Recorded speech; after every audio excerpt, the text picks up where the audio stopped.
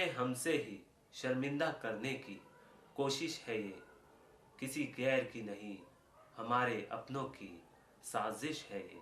नमस्कार। सबसे पहले मैं शाहरुख खान जी का शुक्रिया अदा करना चाहूँगा, जिनकी वजह से मैं आज इस मुकाम तक पहुँचा।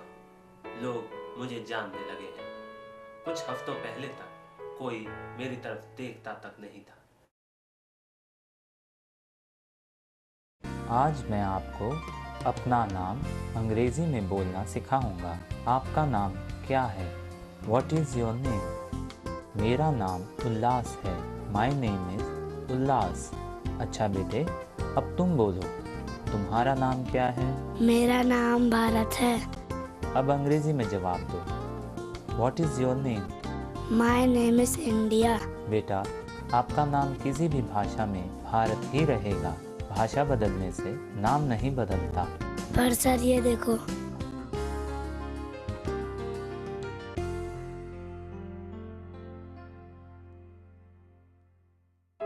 आज़ादी के इतने वर्षों बाद भी हमारा देश दो नामों पर सवार है, अमीरों का इंडिया, गरीबों का भारत।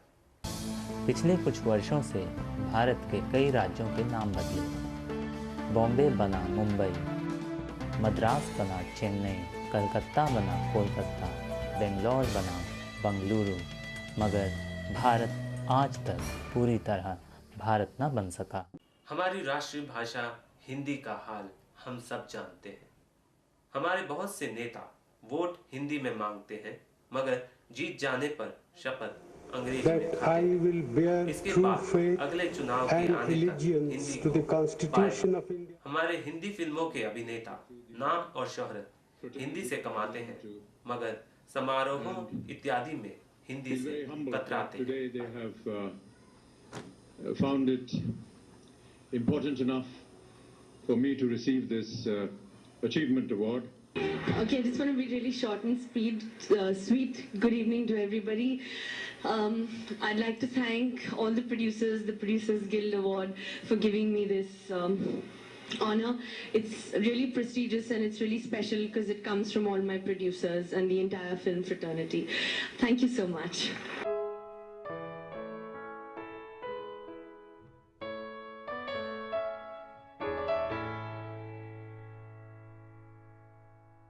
अब हमारे रंग रूप को बदलने की कोशिश की जा रही है। रोज गोरेपन के विज्ञापन दिखा दिखाकर 7 दिनों से लेकर 4 हफ्तों की क्रीम, टॉनिक और हाल ही में पाउडर के जरिए हम भारतीयों को गोरा बनाने की कोशिश की जा रही है। ये वही लोग हैं जो विदेशों में हमारे साथ हो रहे रंग भेद को लेकर जमकर बोलते हैं। आज़ादी के इतने वर्षों बाद भी हमारे अपने ही हमें शर्मिंदा करते आ रहे हैं।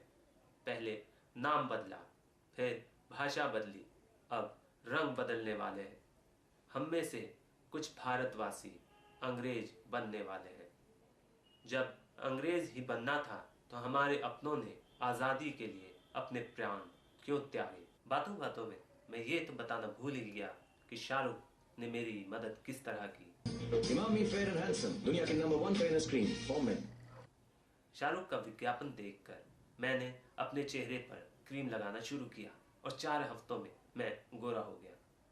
लेकिन एक दिन अचानक जब मैंने शीशे में अपना चेहरा देखा तो मैंने पाया मेरा बाकी शरीर पहले जैसा ही था, सिर्फ चेहरा और गर्दन गोरी हो गई थी।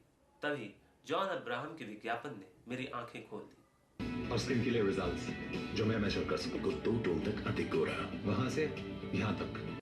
जॉन बिना शर्ट के इस विज्ञापन में दिखे तो मुझे समझ आई कि क्रीम पूरे शरीर में लगानी है, तभी हम गोरे हो सकते हैं।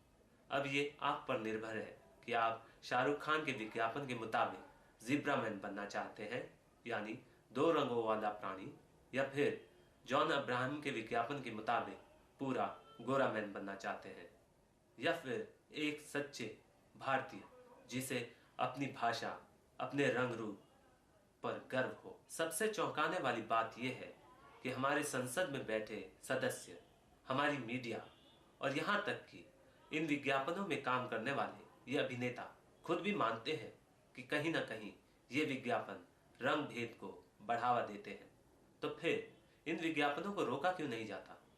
But in a country where most people have brown skin, the message being sent to men and women by these skin whitening advertisements has some outraged. Basically, I think it's completely racist and highly objectionable. Basically, I think it's completely racist and highly objectionable. Basically, I think it's completely racist and highly objectionable.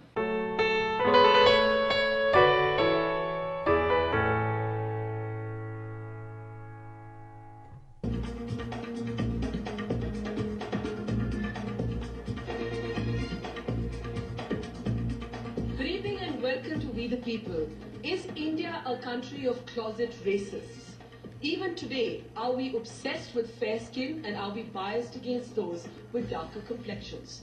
Why is it that Fair and Lovely is the largest selling fairness product anywhere in the world? And by the way, its sales continue to grow at 15 to 20%. And no, it's no longer just about the women. Now, men too, it seems, want to get fairer, with Fair and Handsome being one of the more recent campaigns that struck a chord, with Shah Rukh Khan, no less, leading and endorsing that product. On the program today, is wanting to be fair about personal freedom or is it about gross racism? Is the fairness industry really unfair and ugly? Is wanting to be fair about personal freedom or is it about gross racism? Is the fairness industry really unfair and ugly? Is wanting to be fair about personal freedom or is it about gross racism?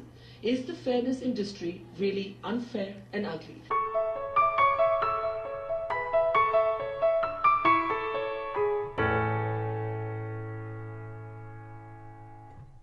Now, at the end of the day, it is a fairness claim, so we are a guilty party. Now, at the end of the day, it is a fairness claim, so we are a guilty party. Now, at the end of the day, it is a fairness claim, so we are a guilty party.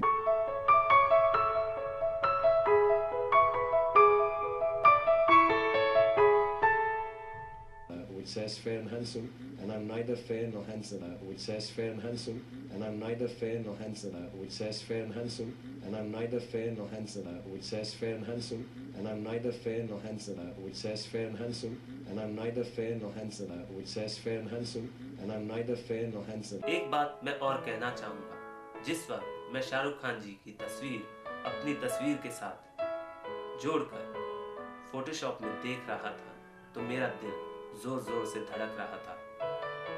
सोचिए, एक ऐसा अभिनेता जिसकी तस्वीर के साथ अपनी तस्वीर जोड़ने पर मेरी ऐसी हालत हो रही थी, उसी अभिनेता के कहे कुछ वाक्यों से हमारे देश की आम जनता पर क्या असर पड़ता होगा।